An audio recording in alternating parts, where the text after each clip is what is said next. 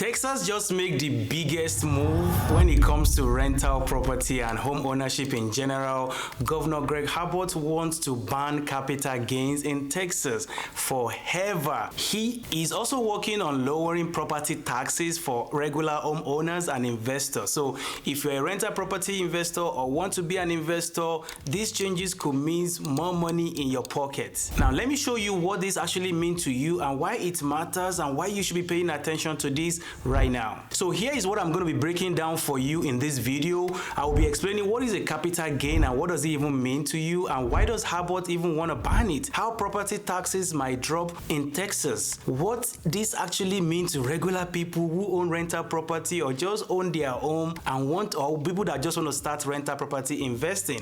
I will also be sharing with you the opportunity this can create for you if you take action early. So as you can see, this video is packed with a lot of good things, and I want you to stick around to the end because I will explain to you how this could make you a lot of fortune if you take action on it. So what is capital gain and why does Greg Abbott want to even ban capital gain in Texas? Capital gain is a fee that you pay on any time you sell something. It could be houses, it could be cars, it could be jewelries, it could be clothes, but anytime you sell something of value in general, most states would charge you capital gain. Right now, Texas does not have any capital tax gain, which is good, but the big news is that Governor Greg Abbott actually want to make it permanent. So you don't want to have to worry about this in the future, which means that it will now be in Texas Constitution. He has already signed a resolution to put it on the ballot in November 2025. So voters like me and you can actually say yes or no if we want it to be passed. But the good news is if it passes,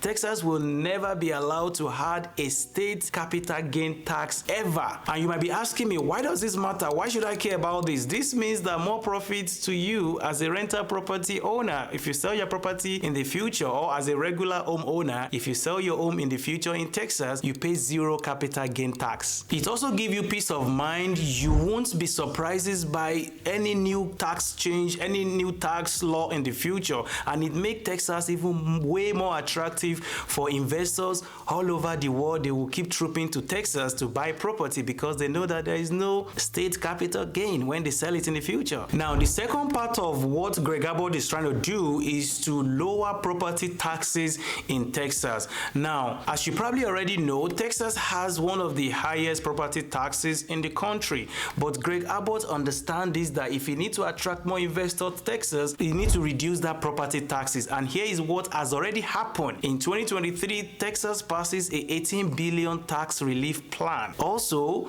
Homestead Exemption used to be $40,000. Now it has been increased to $100,000. And a quick background if you don't know what Homestead means. In Texas, Homestead Exemption reduces the amount of property taxes you owe on your property. It could be your primary resident typically, by removing part of your home value from taxation.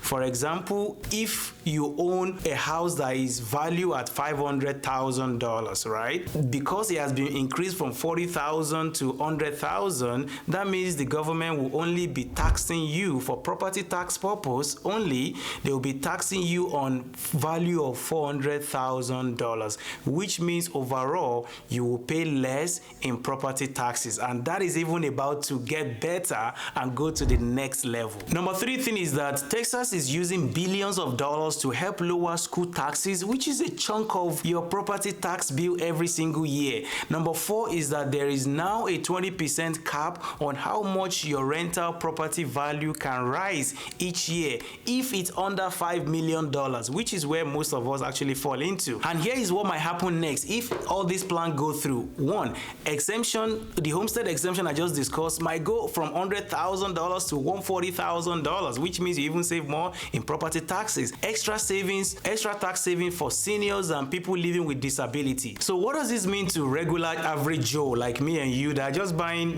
few rental property here and there? So if you're like me and you buy homes for rent, or you have people living in your property, or you actually even have a home right now, this is what it means to you. Number one, capital gains will be banned forever. Yeah, it's not existing right now, and it will never exist if we all vote it in November 2025, which means that you will never owe taxes when you sell your property, either rental property or a home that you live in. That could mean thousands of dollars in savings in your pocket. If property taxes also goes through as planned, you will pay legs each year, both on your home and on your rental property for property taxes, which means more money in your pocket, more cash flow that you can use to invest in other endeavor. And lastly, it makes Texas even more attractive, more appealing to investors across the world. They will be coming to Texas, which means more competition for someone like me and you that are just buying a couple of rental every year. But if you already own a rental property right now, you are in good shape, but I would just encourage you to put a plan in place to continue to acquire at least one rental property every single year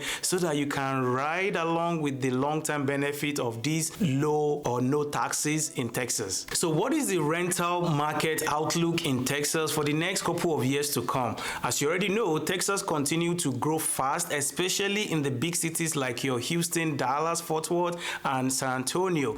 That means more people need a place to live, and rent demand is going up as all these companies like Google, Tesla, Amazon continue to expand. They are providing jobs, so this housing need to be provided. So even while taxes may go down in Texas, rent continue to go up, and this is a very important metrics you should be paying attention to as a real estate investor buying rental properties. And of course, as you already know, that rent increase is a strong combination that a smart investor should look into every single time they're about to buy an investment property. So here's the deal. Governor Abbott is fighting for me and you to keep Texas tax-free as much as possible and bringing down the property tax we pay every single year, which will allow me and you to keep more money in our pocket. So if you're a rental property investor in Texas or want to be an investor, this is the time to get informed, get educated, and put a plan in place for what is about to come, so that way you can take advantage of all the opportunities to make more money and build that true wealth through real estate. So if you're tired of sitting on the fence and you need my help to help you buy your first or your next rental property, a profitable one that will cash flow,